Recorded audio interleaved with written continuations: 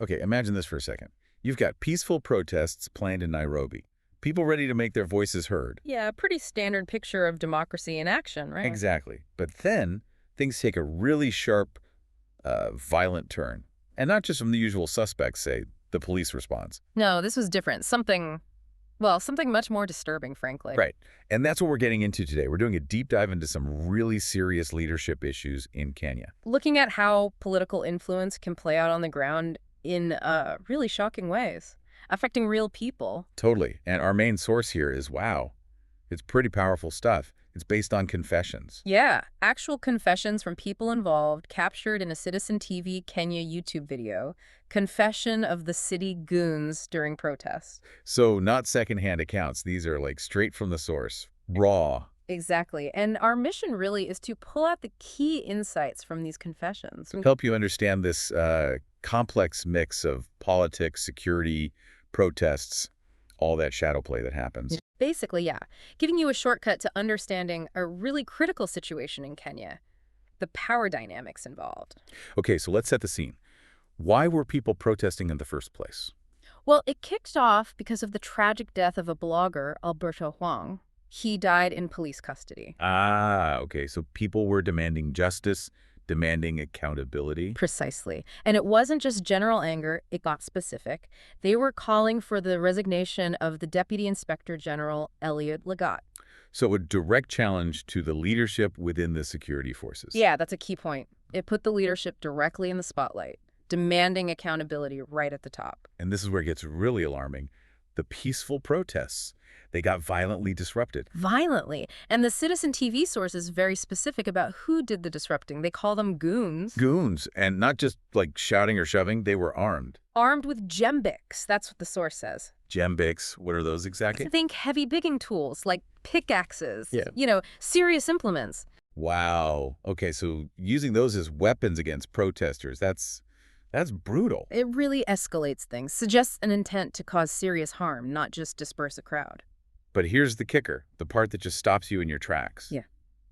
The source says these goons, armed with these tools, they appeared to enjoy police protection. That's the bombshell, isn't it? That hints at something systemic. Collusion, potentially. Right. It completely changes the picture. Now, predictably, the police denied it. And so did the Nairobi governor, Johnson Sakaja, denied any links to these gangs. Of course. Yeah. But the questions just hang there, don't they? The source basically asks, whose goons were they? Who hired them? Who was pulling the strings? And crucially, what was the price? What did it cost to shut down peaceful dissent like that? These are the core questions the confessions start to answer. So Citizen TV didn't just report the surface story. They went looking for these individuals. Yeah, they went across the city from Kiberkorangocha to Dagoret, trying to find these goons. And what they found wasn't just, faceless thugs. No, not at all. They found people nursing injuries, head injuries, broken limbs. So they were hurt in the clashes too. Seems like it. But their main complaint, the thing they really wanted to talk about, was something else. What was that? They felt cheated. Shortchanged. They said they never got the money they were promised for sabotaging the protests. Wait, seriously? They were complaining about not getting paid for disrupting the protests. Yeah.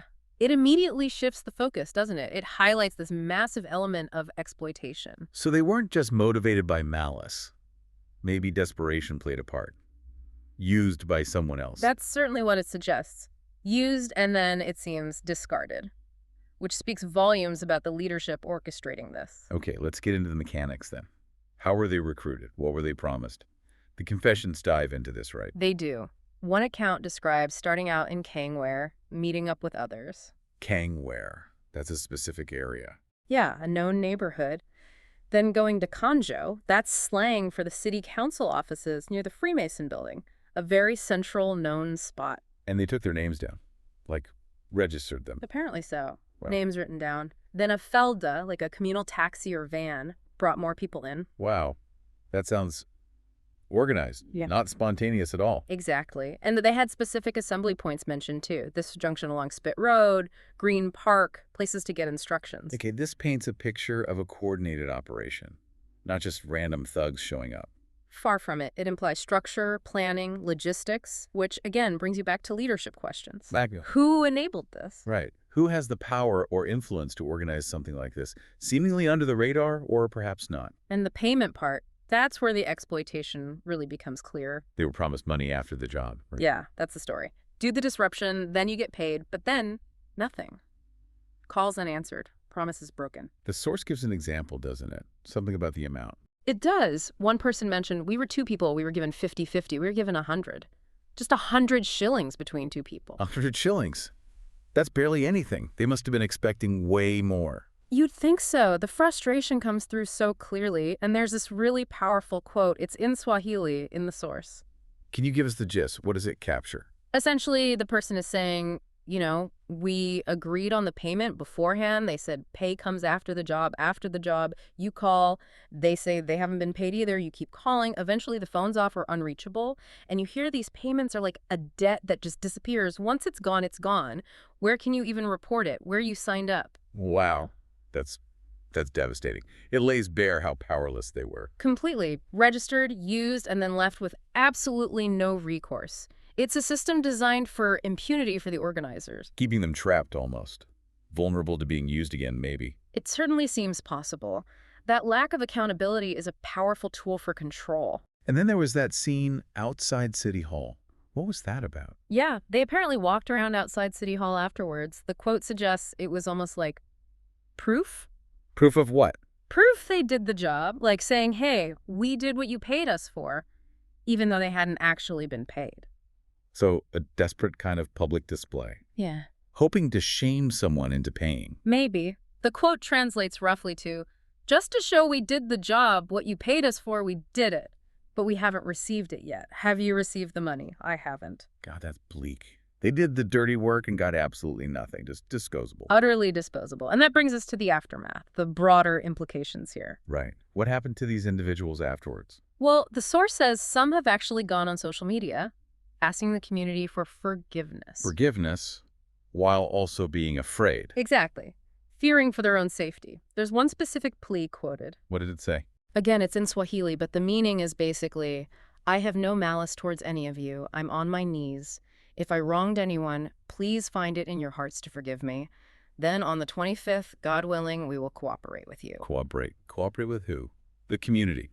The protesters. It's a bit ambiguous, but it sounds like a desperate attempt to de-escalate, maybe signal they're changing sides, perhaps out of fear. It just shows how vulnerable they remain. Caught between the people they harmed and the people who used them. Precisely. And this is where the leadership failure becomes crystal clear, almost screamingly obvious. How so? Because despite all this detail, these confessions, the visible disruption, the source states, flat out, so far, no arrests have been made. None. No arrests. None.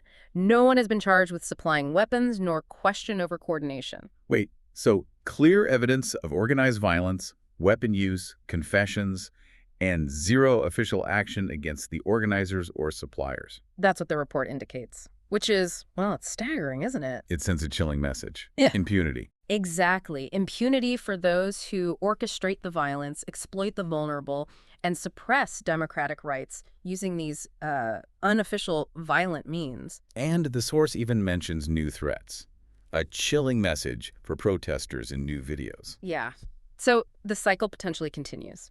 This is where you see the profound impact of leadership or the lack of it.